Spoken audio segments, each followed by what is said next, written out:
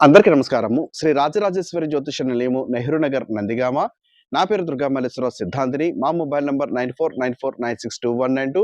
ఈరోజు ఈ వీడియో ద్వారా భార్యాభర్తలు సంతోషంగా ఉండడము మంచిది. వారు జీవితంలో భార్యాభర్తలు అన్యోన్యంగా ఉంటే నూరేళ్ళు గూడా సంతోషంగా ఉంటారు. కానీ నేటి కాలంలో కొందరు పురుషులను, స్త్రీలను నేను నిందించడం కాదు. పురుషులు పరస్త్రీ వ్యామోహంలో వేరొక స్త్రీతో ఉండడము, ఆ కారణంగా మొదటి భార్యను వదిలిపెట్టి, ఆ యొక్క స్త్రీ దగ్గరే ఎక్కువగా ఉండడము, ఆ కారణంగా మొదటి భార్య చాలా ఇబ్బంది పడడము, ఆ కారణంగా పుట్టింటికి వెళ్ళిపోవడము, విడాకులు తీసుకోవాలనుకోవడము, ఇలాగా ప్రతి ఒక్కరిది కూడా మానసికంగా క్షోభగా ఉంటుంది.